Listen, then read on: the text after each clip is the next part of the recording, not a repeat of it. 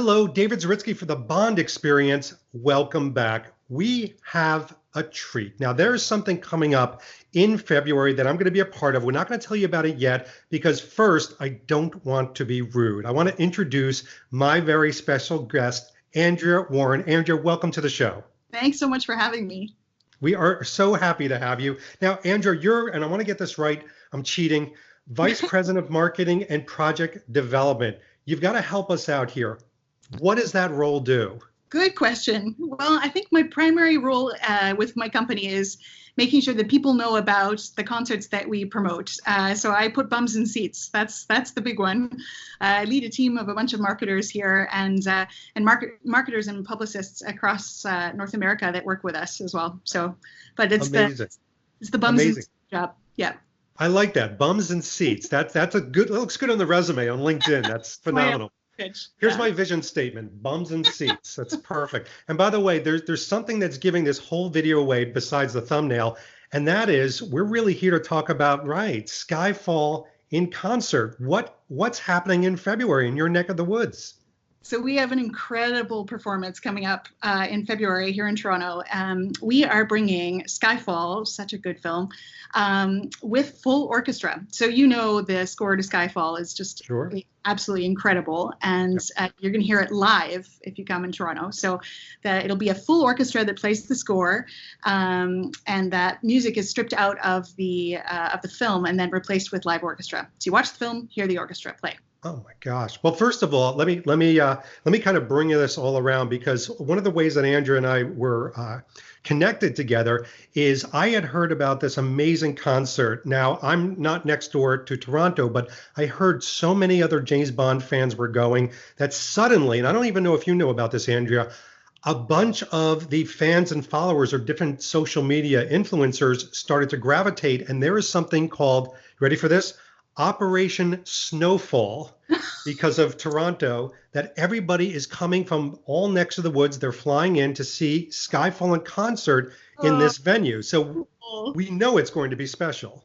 That is amazing. I love it. And there's a ton of snow right now. Hopefully by February, some of it will have melted. But yeah, that's very appropriate and very fun. People have scared me about February in Toronto, but we'll talk about that a little bit.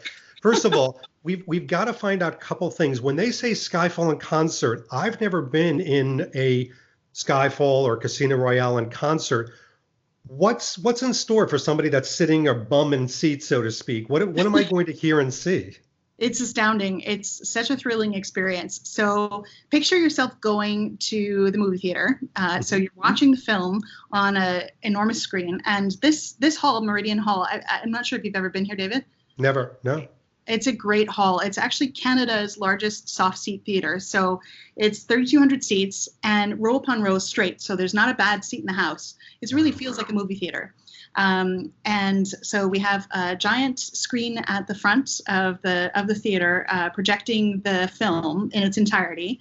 Wow. And then instead of the music coming through speakers, you're hearing the music played live.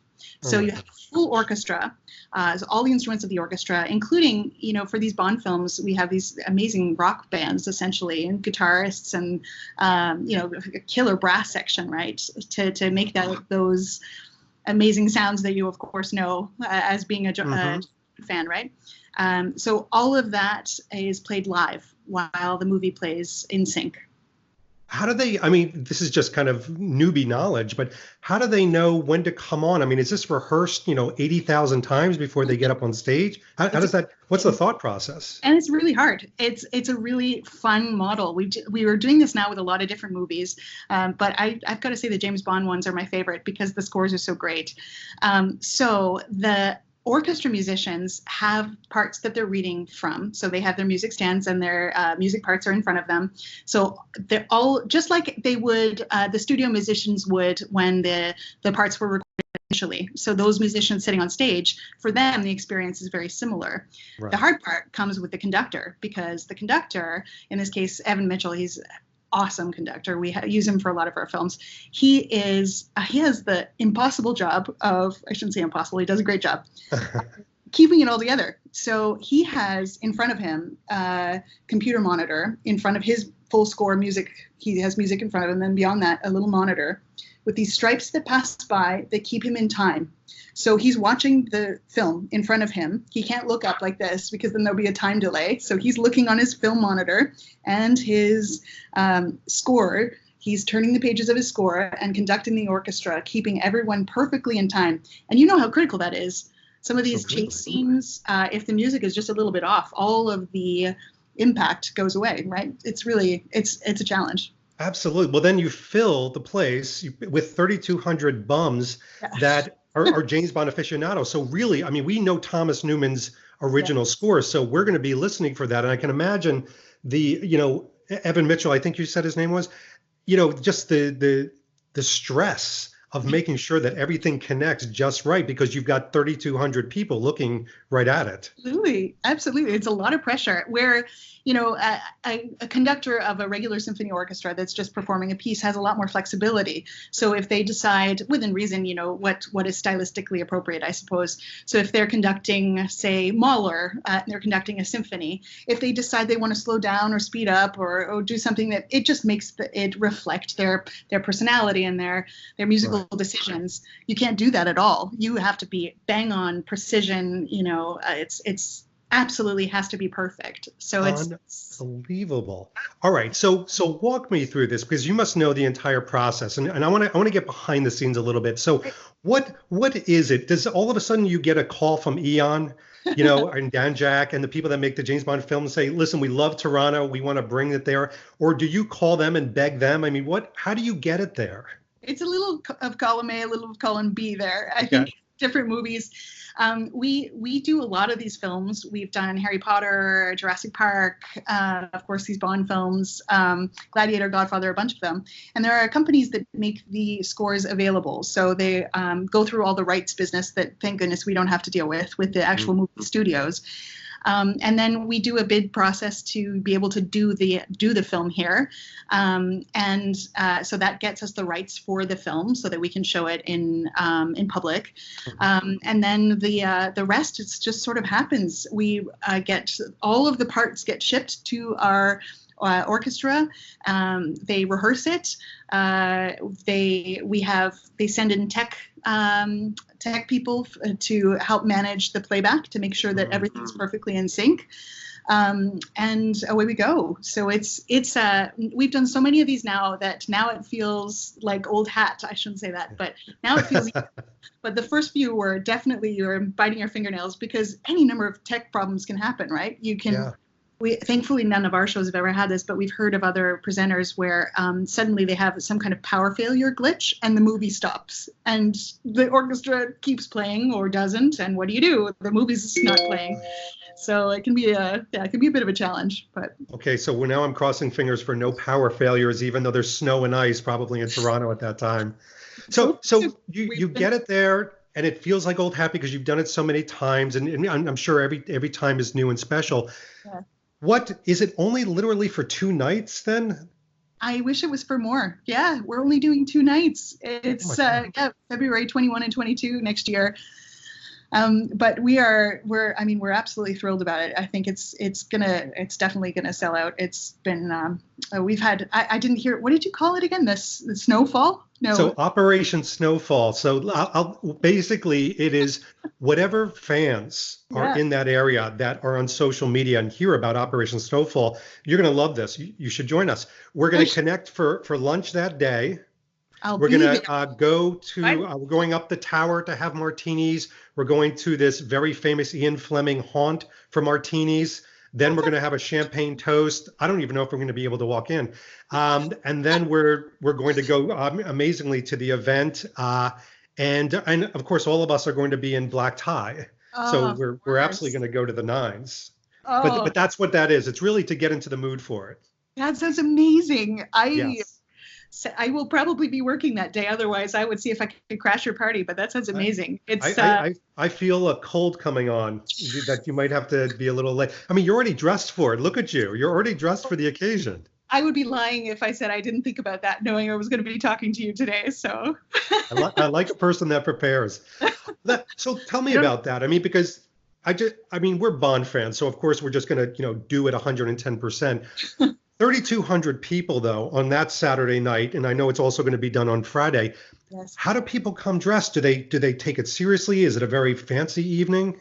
Absolutely. And that's such a charming part of it. When we did Casino Royale, I loved that. Absolutely. People came in black tie. We actually had we had people come to us we had companies coming to us wanting to sponsor the show, tuxedo companies wanting to get involved, just, tuxedo rental companies in the area, all this.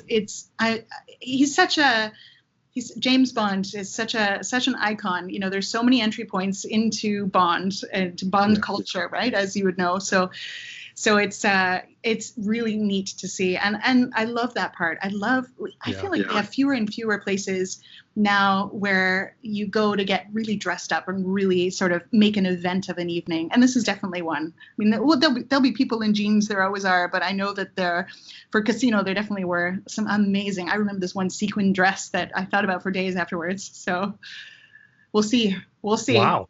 Yeah. All right. You're going to surprise us, I'm sure. If this is how you dress for an interview, I can only imagine that night. Is there, tell us a little bit about the facility. I know you said that, it's beautiful, it's large. I've seen some pictures. Are there libations there? Can people get drinks? Definitely. I'm not sure how much I'm allowed to talk about that, but yes, definitely can. I'm sure I can. Is there a surprise or something, or is there? No, there's just absolutely. I mean, I think this is such a big part of the event. So yes, you can absolutely, and you can bring drinks in, which is rare, which is lovely. So you can actually get your drink and bring it into the auditorium and enjoy it while you're watching the film. So this is really the beautiful cross-section part where I'm saying it's sort of like being in going to the movies, and it's sort of like going to the symphony orchestra. So symphony orchestra, you're not going to be bringing in your glass of wine or bubbly, right? But this is a really fun hybrid event. And you talked before about the power of James Bond fans, right? You gather that many James Bond fans in one place, and it's electric. The music itself is electric. On its own, right? It's so thrilling. It really drives the drama. But then having that many people excited to be there, it's just such an incredible experience. It's going to be interesting because, you and I had a conversation before we started rolling the camera, so to speak. And I know that your background and your passion and your love is music. And you haven't seen a ton of James Bond films, but I can tell that you connect the music and Bond together. One feeds the other and the character. And that I could see that passion come out in you. I think so. I mean, even from the few Bond, now I want to watch them all because I think I could find myself watching them all. It's incredible to me from a music perspective how much these James Bond films have really created sort of the sound of espionage, I would say. There's the driving rhythms of between the percussion and the electric guitar, and just how every Bond film, of course, has these motives that go throughout and connects one to another. It's just it's a really unique, from a musical perspective. I think it's pretty incredible how you could never make a spy movie now without in some way paying homage to James Bond franchise. So, and that's a very musical thing. What a James Bond film sounds like, and that's incredible. That you can't say that about a lot of other films. It's a great point. And, as a Bond fan and listening to 1,000,001 podcasts, probably, I will say when the music is off in a James Bond film, the fans let them know, when something doesn't quite fit. And it's rare nowadays. I mean, happily with the Daniel Craig films, for example, I think it's pretty spot on. And it'll be amazing that evening. And what is your favorite? I know you haven't seen a ton, but what is your favorite film? It's interesting. I mean, I have to say I loved Casino Royale. I love the scenes in Casino down the staircase. That was I still sometimes have anxiety dreams about that. That was incredible.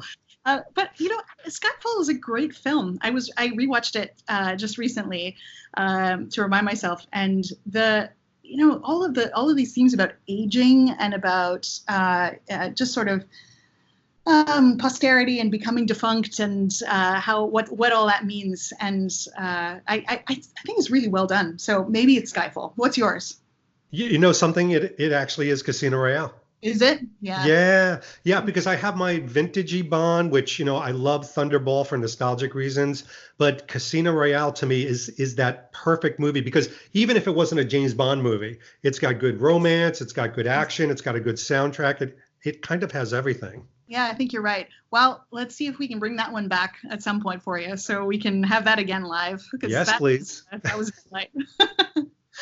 All right. So one of the things we have to talk about is down below, people can see the links on how to get tickets. Now, I want to warn everybody, by the time this comes up, we're going to try to get this up very quickly. It is selling out quickly. So people obviously shouldn't wait, but there are still tickets left? There are still tickets available. Yes. Okay. Yeah, and we are anticipating that this one will sell out. So. All right, great. And we may have a special treat that evening that Andrea and I are trying to work out, where we may have a quick chat with the conductor. Yes. Beforehand. That would be amazing to do a quick interview and say hello and bring that and even maybe live stream it. So that would be amazing. And we'll see if Andrea can work her magic powers. We will. You know what? I can commit to that right now. We absolutely can make that happen. And if I can give a shout out to Evan Mitchell, he's awesome and such a consummate musician, really incredible guy, but also a film buff, which makes him even better at this. We've had our share of post-concert drinks talking about how the music actually, how it interacts with the film. So he's a great guy, and it's really great for us too. It's the most important role, I would say, is making sure the conductor is really making that connection and making sure that the music is completely at the behest of is that the right phrase? Serving the drama. So yeah. He's great. Yeah. Let's make that happen. So the passion comes through the baton and it goes right up onto the screen and into the band. It's amazing. It's amazing. Yeah. I love it. Well, Andrea, thank you. Thank you so much for spending time. First of all, it's great to meet you virtually, but it's going to be even better to meet you in person. Maybe we can share a toast or something that evening. Or two. Or two. It'll be hard to spot me because I'll be amongst the other 3,200 people in black tie, but we'll find each other. Thanks, David. Thanks for having me. Of course. This has been David Zaritsky for the Bond Experience, and we will see you all very soon. Take care. Thanks for watching this episode. If you want to be up on the latest from the Bond Experience, just click on this subscribe and subscribe to our channel. You're going to get all the latest and greatest information, plus some exclusive content. And by the way, speaking of content, here's something especially for you, just because we know you. Talk to you soon.